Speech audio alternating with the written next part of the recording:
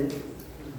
मंगलमय मंगल करण वीतराग में ज्ञान, नमो ताहि जाते भय अरिहंतादि महान, करि मंगल करियो महान, ग्रंथ करण को काज, जाते विलय समाज सब, पावे निज पद राज।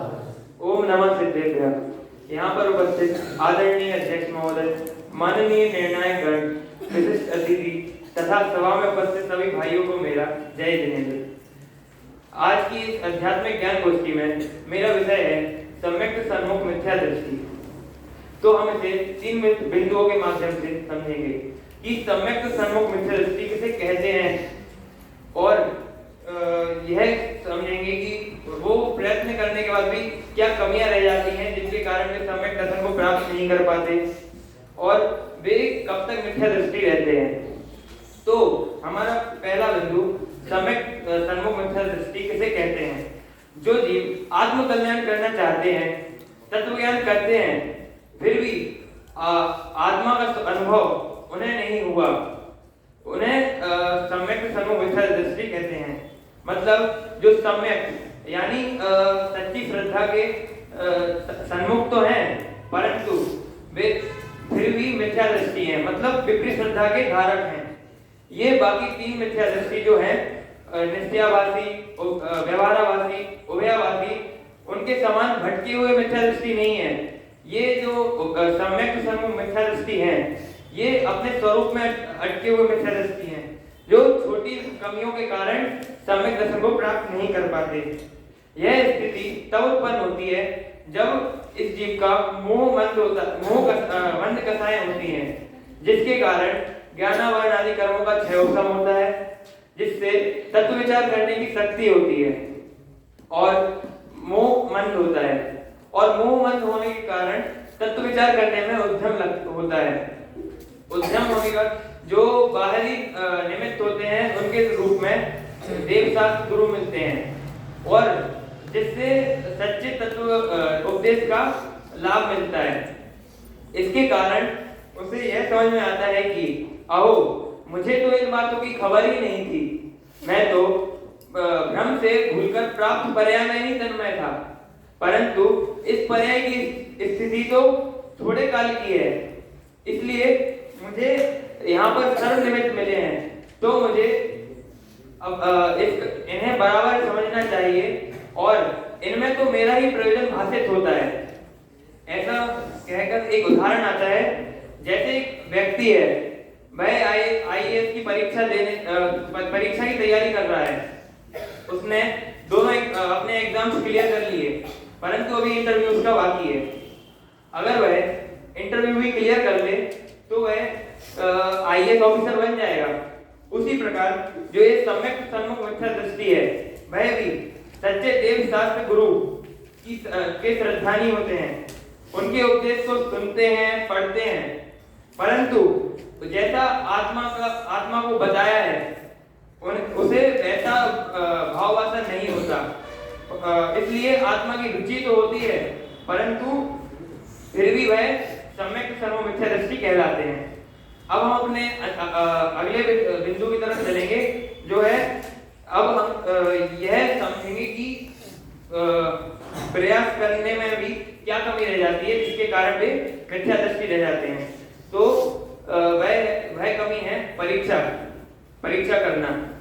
मतलब जो जैन दर्शन में तत्व की परीक्षा करनी चाहिए, परंतु वे सोचते हैं कि जिन देव ने कहा है तो सत्य ही होगा, तो लेकिन उसकी परीक्षा करनी चाहिए।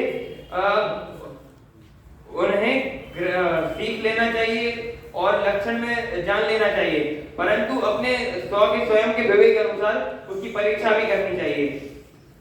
तो यहाँ पर एक प्रश्न उठता है, अगर अभी ऐसा करें तो किस किस की परीक्षा करनी चाहिए। तो उसमें उसका उत्तर देते हुए कहते हैं कि जैन दर्शन में 3 वस्तुएं मुख्यतः बताई हैं। हे, ये, उपादेय। हे मतलब जो छोड़ने योग्य वस्तु है, ये मतलब जानने योग्य, और उपादेय जो ग्रहण करने योग्य है। तो इनमें से जो हेय और उपादेय है उन्हें उनकी परीक्षा करनी चाहिए, क्योंकि अगर इन दोनों को विपरीत मानेंगे तो उसमें हमारा ही बुरा है। और जिनमें प्रयोजनभूत सात तत्वों का सच्चा स्वरूप बताया है, तो वहाँ जहाँ सात तत्वों का सच्चा स्वरूप बताया है तो वहाँ पे अप्रयोजनभूत तीन लोग, जम्बूद्वीप, समुद्र, पर्वत आदि का कुकथन क्यों करेंगे। अब हम इसका एक उदाहरण देखेंगे कि जो भगवान महावीर जब सिंह की पर्याय में थे तब उन्हें सम्यक दर्शन की प्राप्ति हुई थी।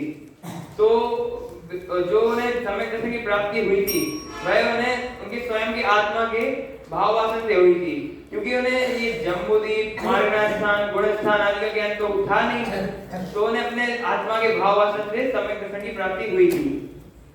तो हम चलते हैं हमारे अगले बिंदु की तरफ, जो कि है वे कब तक मिथ्यादर्शी रहते हैं। तो इसे मैं 4 पॉइंट के माध्यम से समझाऊंगा। पहला है सच्चा तत्व श्रद्धान ना हो, मतलब उसे तत्व ज्ञान तो है क्योंकि उसे जिनवाणी की बातों में रुचि है, परंतु उसे उसका यथार्थ श्रद्धान नहीं है।